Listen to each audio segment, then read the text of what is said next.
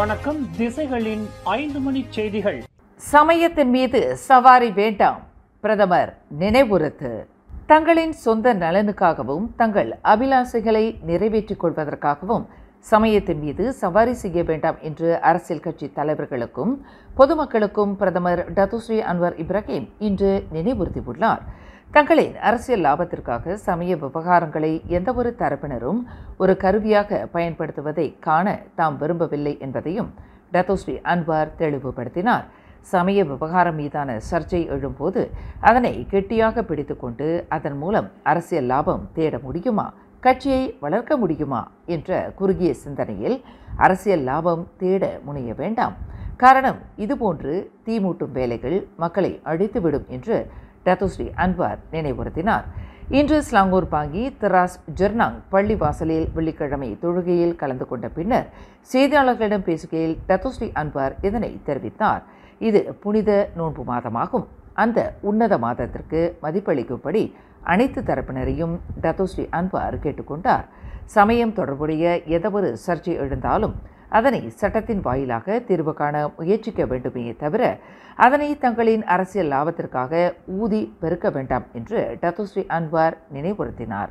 மலேசியாவை பொறுத்தவரையில் சமயத்தை இழிவாக பேசுபவர்கள் அல்லது சமயத்தை ஏளனப்படுத்துகின்றவர்கள் யாராக இருந்தாலும் நாட்டின் சட்டத்திட்டங்களுக்கு உட்பட்டு தண்டிக்கப்படுவர் என்று பிரதமர் தெளிவுபடுத்தினார்.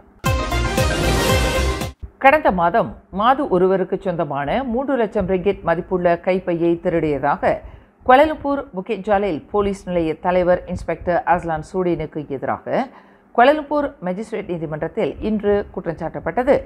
45 வயதான inspector Aslan Sudin magistrate Farah Nabiha Mohamed Dan முன்னிலையில் நிறுத்தப்பட்டு குற்றச்சாட்டு வாசிக்கப்பட்டது.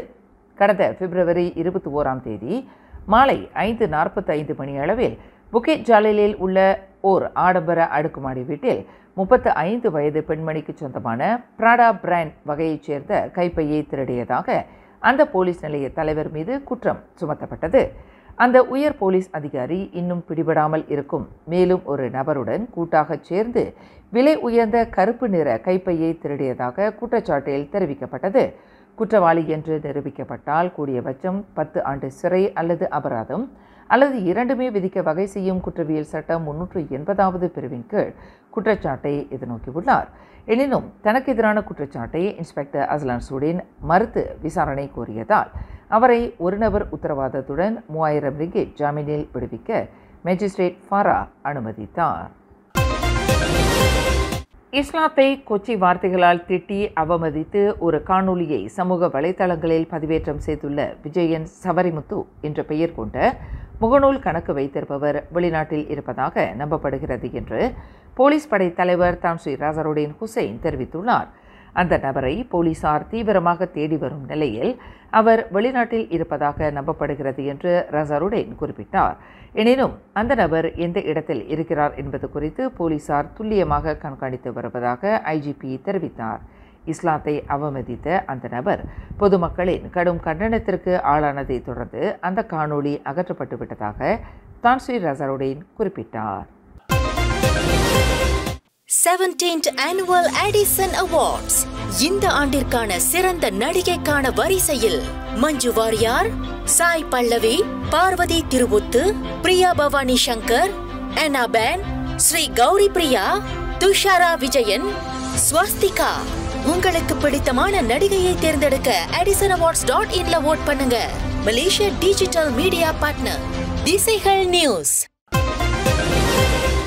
பெண் ஒருவரை அறைந்து அவமதிப்பு செய்த குற்றத்திற்காக லாரி ஓட்டுநர் ஒருவருக்கு ஸ்ரம்பான் மேஜிஸ்ட்ரேட் நீதிமன்றம் இன்று 3500 ரிங்கேட் அபராதம் விதித்தது. அபராத தொகையை செலுத்த தவறினால் 5 மாத சிறை தண்டனை விதிப்பதாக மேஜிஸ்ட்ரேட் நூருல் சக்கீனா ரோஸ்லி தீர்ப்பளித்தார். வி கணபதி என்ற 23 வயதுடைய அந்த ஓட்டுநர் சம்பந்தப்பட்ட பெண்ணிடம் பலவந்தத்தை பயன்படுத்தியதை ஒப்புக்கொண்டார்.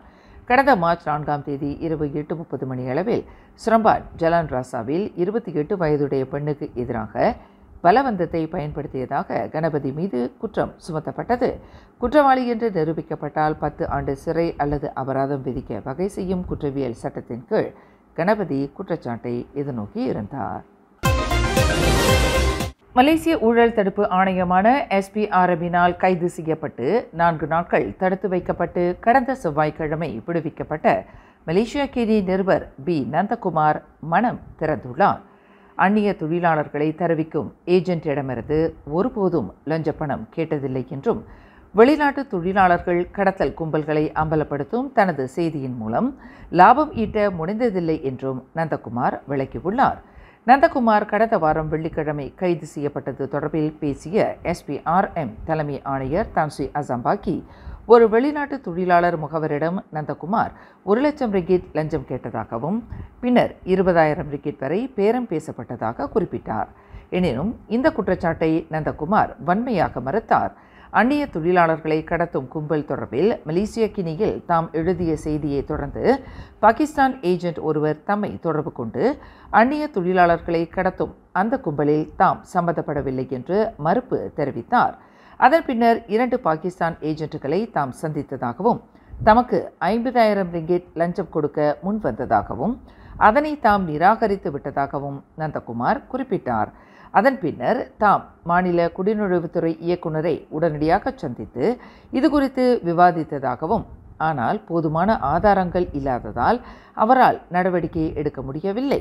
எனினும் அந்த ஏஜென்ட்டை மீண்டும் ஒரு முறை சந்திப்பதற்காக ஏற்பாடுகளை செய்து ஆதாரங்களை திரட்டுமாறு அவ்வியக்குனர் தம்மை கேட்டுக்கொண்டதாக நந்தகுமார் குறிப்பிட்டார். அதேவேளையில் ஒரு ஏஜென்ட்டை போல தாம் மாறுவேடத்தில் வருவதாக அந்த இயக்குனர் வாக்குறுதி அளித்திருந்தார். அதன்படியே தாம் அந்த ஹோட்டலுக்கு சென்றதாகவும் இதனை மலேசியா கினி நிர்வாகத்திற்கு தெரிவிக்கவில்லை என்றும் நந்தகுமார் குறிப்பிட்டார். அவ்வாறு தெரிவித்தால் அங்கே செல்வது இடர்மிக்கது என்று கூறி தம்மை தடுத்திருப்பார்கள் என்ற அச்சம் தமக்கு மேலோங்கி இருந்ததாக நந்தகுமார் விளக்கினார். அதேவேளையில் அங்கே உண்மையிலேயே என்ன நடந்தது என்பது குறித்த விவரங்களை நந்தகுமார் தாம் பணியாற்றி வந்த மலேசியா கினி அகப்பக்கத்தில் விரிவாக இன்று விளக்கியுள்ளார். இதனிடையே நந்தகுமார் சம்பந்தப்பட்ட வழக்கு தொடர்பில் சுயேட்சை விசாரணை குழுவை மலேசியா கினி அமைத்துள்ளது. அந்த விசாரணையின் முடிவு தெரியும் வரையில் மலேசியா கினி முழு அனுகூலத்துடன் நந்தகுமாரை பணியிடை நீக்கம் செய்துள்ளதாக அறிவித்துள்ளது. வெட்டுக்கத்தியை ஆயுதமாக ஏந்திய முகமூடி கும்பல் ஒன்று மியான்மர் பிரஜை ஒருவரை கொடூரமாக வெட்டி கொன்றது. இச்சம்பவம் இன்று அதிகாலை 3:20 மணியளவில் பினாங்கு தசே குலுகூர் தமன் சுபாடு ஜெயாவில் உள்ள நசிகண்டார் உணவகத்தில் நிகழ்ந்தது.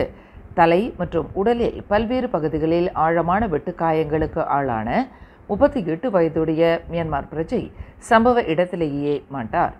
நசிகண்டார் உணவகத்தின் நிர்வாகியான அந்த மியான்மர் பிரஜையிடம் ஏதோ விசாரிப்பது போல் பாவனை செய்த நிலையில் அந்த கும்பல் திடீரென இந்த தாக்குதலை நடத்தியதாக கூறப்படுகிறது.